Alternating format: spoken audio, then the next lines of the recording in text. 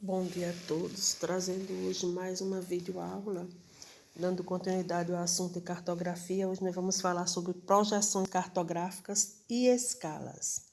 Observar a importância das projeções cartográficas, por que a cartografia faz uso das projeções cartográficas e a importância das escalas.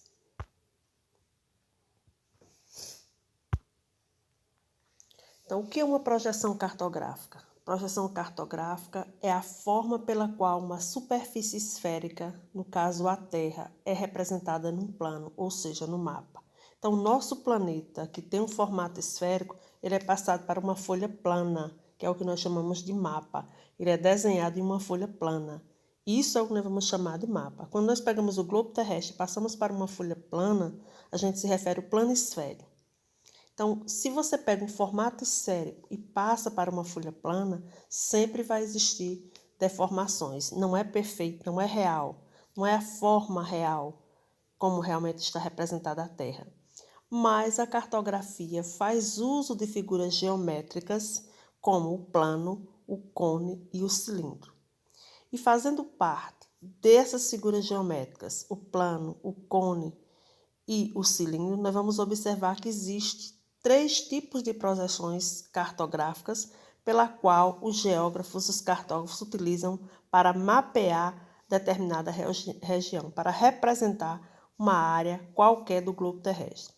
Então, o plano nós utilizamos como figura geométrica da matemática e quando nós utilizamos o plano, nós chamamos essa projeção de projeção plana ou azimutal. Nós utilizamos o cilindro, que é uma figura geométrica, faz parte da matemática, para projetar essas áreas através de um cilindro. Aí nós chamamos essa projeção de projeção cilíndrica. E usamos o cone, outra figura geométrica, e aí vamos chamar essa projeção de projeção cônica. Tudo isso é para que evitem as deformações. É claro que essas distorções, essas deformações, elas sempre vão existir, mas a gente vai amenizar, a gente vai diminuir essas deformações. Por quê? Porque o nosso planeta, ele tem um formato esférico. Então, o que é a projeção plana ou azimutal? É aquela que nós fazemos uso da figura geométrica do plano. E aí nós projetamos esse plano tangente em um ponto qualquer da esfera terrestre do nosso globo, um determinado ponto, e aí a partir daí nós vamos chamar essa projeção de projeção azimutal. Então, como é um mapa numa projeção azimutal? Ele é construído sobre um plano tangente a um ponto qualquer, seja um ponto qualquer da superfície terrestre. E esse ponto ocupa sempre o centro do mapa. Então, esse ponto vai sempre estar ocupando o centro do mapa. Geralmente, esse tipo de projeção ele é utilizado para representar as regiões polares e também as suas áreas próximas ali, as localidades que estão ali próximas àquela posição central, tornando mais fácil, observar a relação daquele ponto da superfície terrestre. Geralmente, essas projeções azimutais são as mais utilizadas geopoliticamente. Por exemplo, o emblema da ONU, esse status, é utilizado através de uma projeção plana ou azimutal, que é aquela que nós utilizamos a figura geométrica chamada de plano. Certo? Então, ela é utilizada para representar as regiões polares. Veja que ela aqui está representando o emblema da ONU. Então, projetada numa região polar e as suas áreas circunvizinhas. Já a projeção cilíndrica, nós vamos dispor de um cilindro, que é uma figura geométrica que nós utilizamos, e vamos projetar esse cilindro em uma área da superfície terrestre, e aí nós vamos observar que a partir dessa projeção que nós utilizamos o cilindro na superfície terrestre, nós vamos observar os paralelos e os meridianos sobre o quê? Sobre o cilindro. E sobre esse cilindro em que o mapa está ali desenhado. A projeção cilíndrica, ela pode ser uma projeção cilíndrica conforme e ela pode ser uma projeção cilíndrica equivalente. Como é a projeção cilíndrica conforme? É aquela, gente, que vai conservar a forma dos continentes, as direções e os ângulos, mas vai aumentar a sua proporção, ou seja, o tamanho da superfície, ele vai exagerar o tamanho da superfície, mas não vai mexer na forma, não vai mexer nas direções e nem nos ângulos dos continentes. Como é a projeção cilíndrica equivalente? Veja que todas as duas nós utilizamos o cilindro, que é uma figura geométrica. Então, a projeção cilíndrica equivalente, ela vai preservar o tamanho real da superfície. Então, ele não vai aumentar o tamanho da superfície. Vai deixar o tamanho como ele realmente é. Mas vai mexer na forma, vai mexer nas direções e nos ângulos. Vai aumentar, vai distorcer, diferente da conforme. Que a conforme ela vai exagerar o tamanho e não vai mexer na forma, nem vai mexer nas direções e nem nos ângulos, mas vai aumentar a proporção da área. E a projeção cônica? Nós vamos projetar um cone sobre um ponto imaginário qualquer da esfera da superfície terrestre para a elaboração do mapa. E aí, nesse tipo de projeção, os meridianos formam uma rede de linhas retas, convergentes de polo a polo, e os paralelos vão formar círculos concêntricos. Geralmente, esse tipo de projeção é para representar os países desenvolvidos. A projeção de Mercator é uma projeção cilíndrica. Como é a projeção cilíndrica? É aquela que nós utilizamos o cilindro, que é uma figura geométrica. Então, a projeção de Mercator, ela é cilíndrica e ela é conforme. O que é que a projeção cilíndrica conforme faz?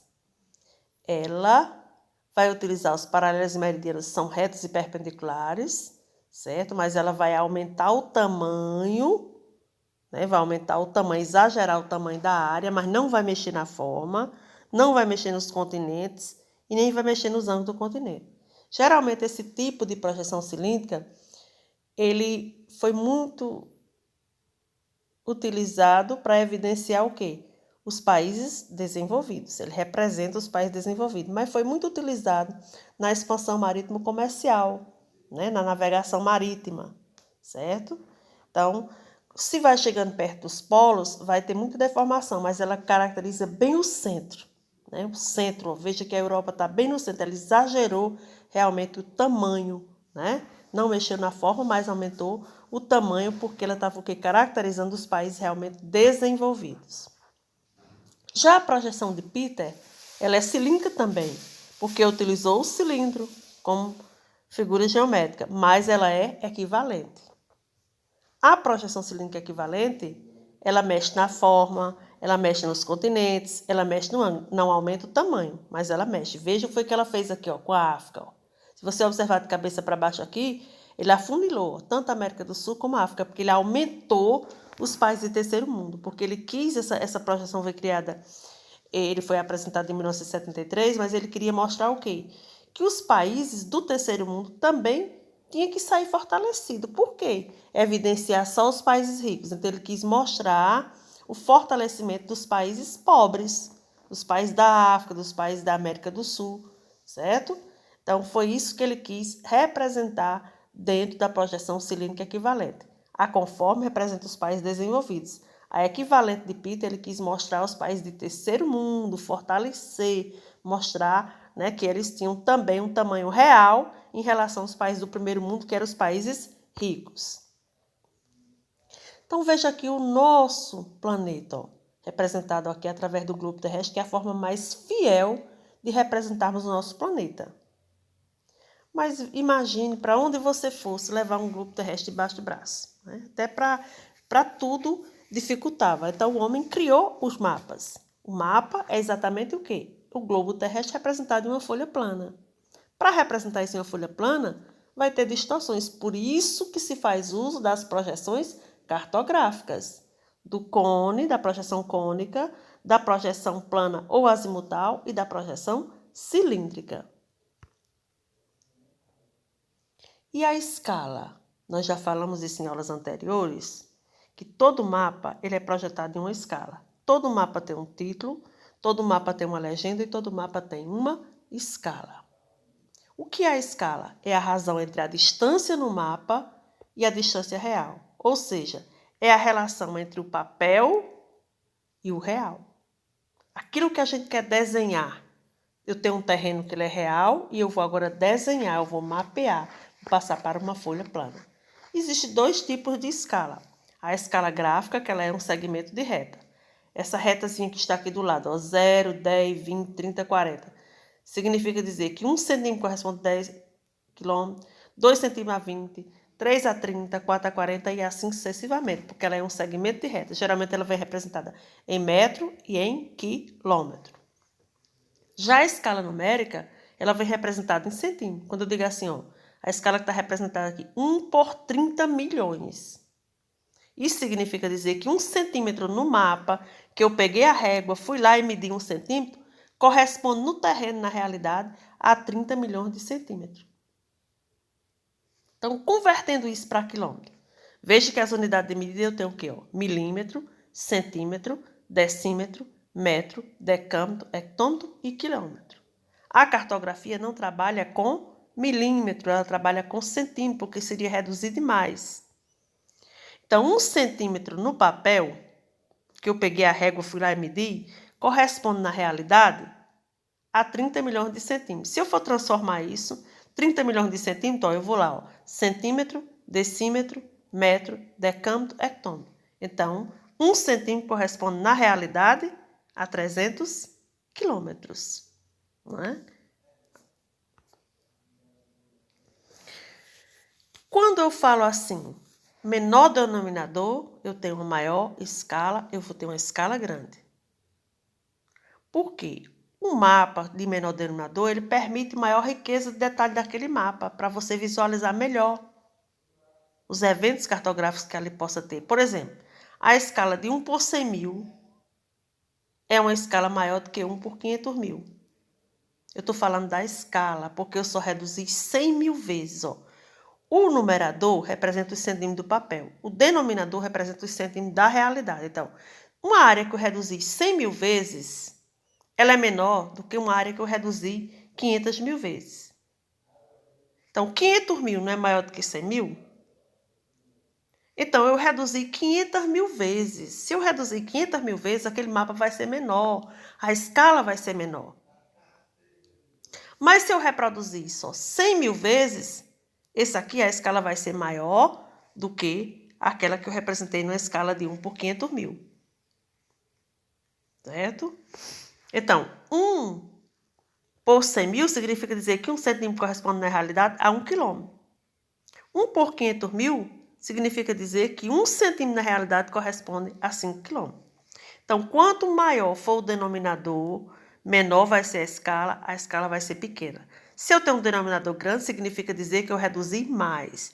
Se eu reduzir mais, eu não tenho detalhes de informação. Por isso que a escala vai ser pequena. Certo? Então, o globo terrestre somente, o globo terrestre que nós mostramos agora há pouco, ele só pode ser representado numa escala de denominador grande, que vai formar uma escala pequena. Se eu tenho um denominador grande, eu reduzi mais.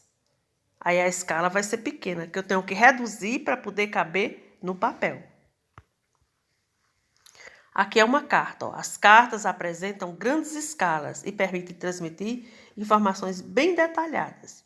Vamos imaginar que isso aqui fosse o Alto da Boa Vista. Se eu fizesse uma escala com denominador alto, eu não podia identificar as ruas, nem os detalhes do Alto da Boa Vista. Cada ponto que existisse ali. Só vou ver porque eu representei numa escala menor. Então, a carta é representada num denominador de escala menor, para que esse mapa seja maior. E as plantas também, elas trazem muitas informações, né? Um espaço menor, uma grande riqueza também de detalhes. Então, vamos fazer um exemplo aqui, resolvendo questões com escala. Observamos em um mapa que 2 cidades estão separadas por 6 centímetros. Significa dizer que eu fui lá no mapa, peguei a régua e coloquei entre uma cidade e outra e encontrei 6 centímetros.